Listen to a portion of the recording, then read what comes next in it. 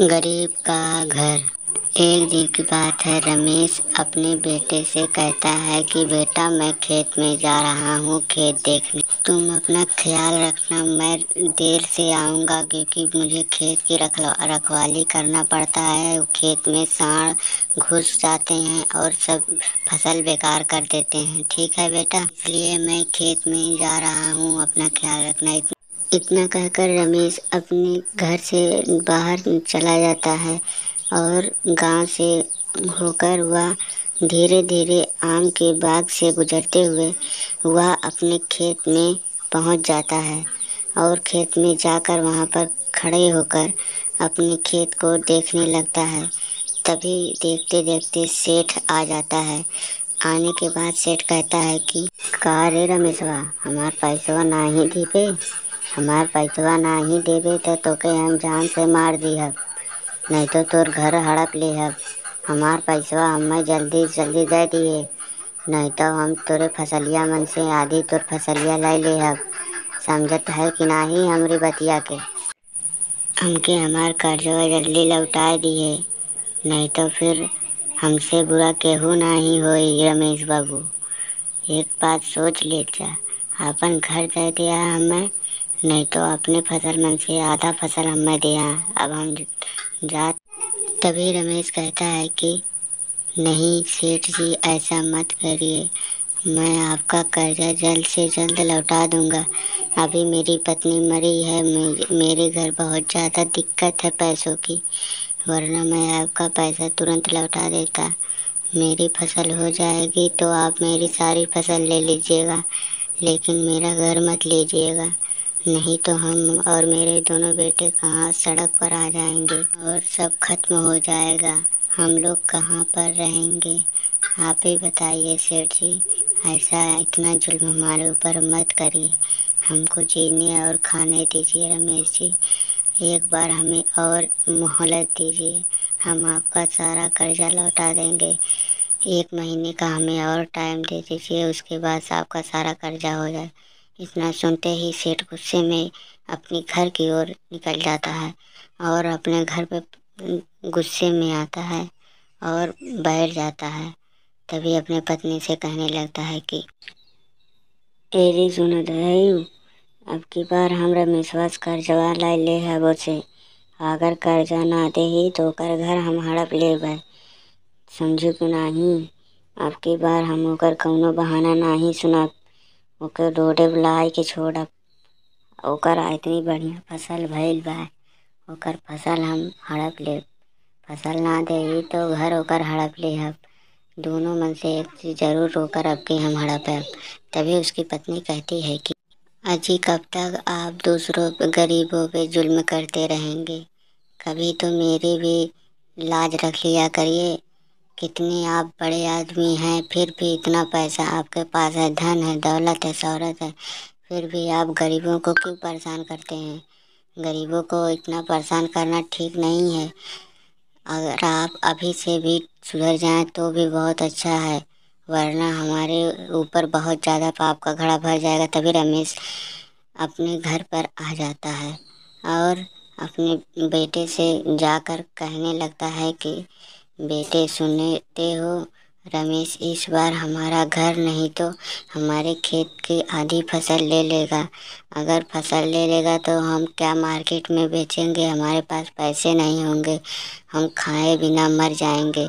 हमारा तो अब कोई रास्ता निकल नहीं रहा है। अब हम क्या कर सकते हैं बेटे? अब हम सड़क पर आ जाएंगे, हमारा घर भी चला जाएगा। अब हमारा तो सिर्फ सेठ ही मदद कर सकते हैं। तभी सेठ सुनता है ये सब बातें और उसके घर में आता है और कहता है, रमेश बाबू, हमके माफ़ कर दिया, हमसे बहुत बड़ी भूल हो गई। आज के बाद हम तुमसे कहियो ना परेशान करबे, काहे से कि हमार पत्नी हमार आँख खोल देस। अब तू हमें 1 रुपया मत दिया, हम तुमके झूठ बोल के तुम्हारे ऊपर कर्जा चढ़ाए रहे, तुम्हारे ऊपर कर्जा ना रहा। हम सिर्फ तुमसे पैसा हड़पे खातिर तुम्हारे ऊपर कर्जा लगाए रहे। रमेश बाबू, हमें माफ़ कर दिया, इतनी बड़ी भूल हम गरीब के साथ ही करत रहे, हमें भगवानों माफ़ ना कर सकते हैं।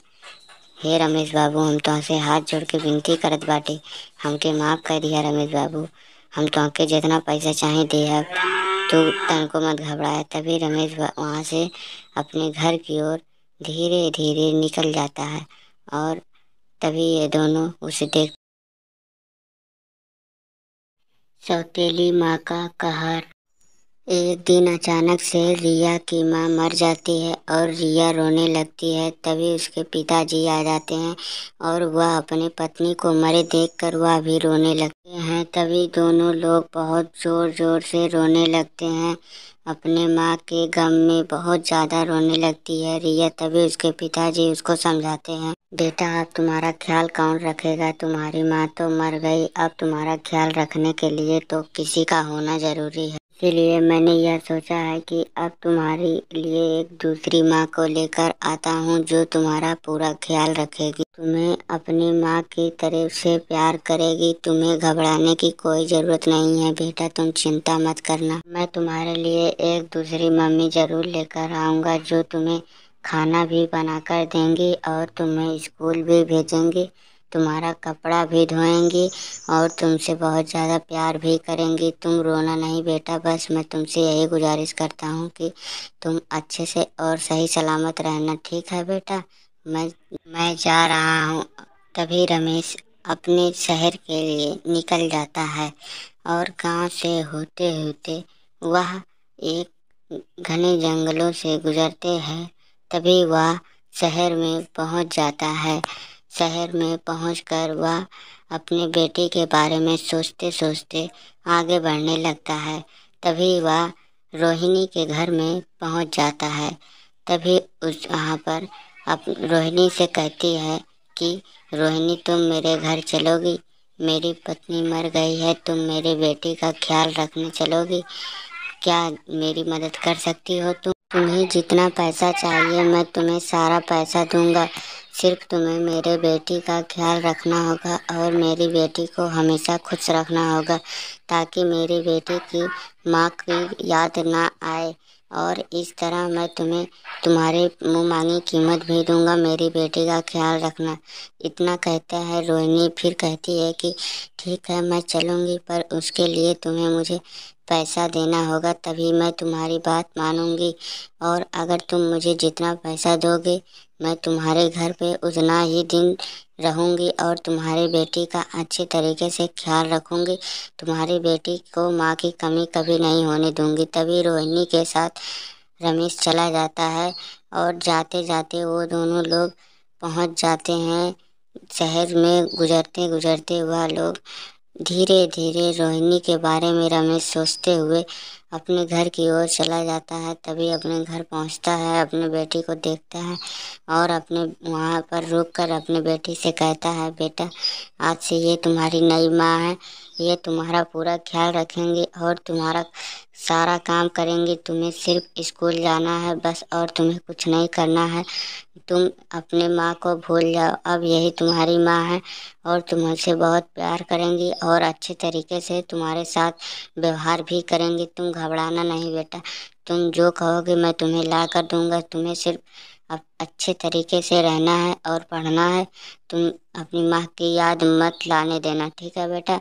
अभी मैं चलता हूँ ऑफिस के लिए। तभी रमेश ऑफिस के लिए निकल जाता है और वो ऑफिस के लिए जाता है। तभी उससे रोहिणी कहती है कि चल आज के बाद तुझे मेरा सारा काम करना पड़ेगा, अब तू ही मुझे खाना बना कर देगी, मैं तुझे खाना बना कर नहीं दूंगी। आज के बाद तू मेरा सारा काम करेगी, मेरा कपड़ा धोएगी और घर की साफ सफाई तू ही करेगी। वो तो मैं तेरे पिता के कहने पर चली आई, वरना मैं आने वाली नहीं थी। तेरी माँ मैं बनने नहीं आई हूँ, ठीक है। आज के बाद तू घर का सारा काम करेगी, ठीक है, और मैं आराम करूँगी। इतना कहकर रोहिणी घर के अंदर चली जाती है। तभी रमेश की बेटी रोने लगती है और रोहिणी आती है, कहती है अभी तक कोई भी काम तूने नहीं किया, सिर्फ बैठ कर रो रही है। रुक अभी मैं तेरे को बताती हूँ, उठ जल्दी सारा काम कर दे, नहीं तो मैं तेरे को बहुत मारूंगी। तभी रोहिणी झाड़ू लेकर रमेश की बेटी को मारने लगती है और मारते मारते उसे बेहोश कर देती है। और अपने रूम में चली जाती है। तभी अपने रूम में जाती है, तभी रमेश के पिताजी आ जाते हैं और अपनी बेटी को बेहोश होकर देखते घबरा जाते हैं और अपनी बेटी से कहते, उठो बेटा, क्या हुआ, तुम क्यों बेहोश हो गई थी। तभी वो दोनों रमेश को सच्चाई बता देती है और अपने पिता के साथ वहाँ से चली जाती है। अपने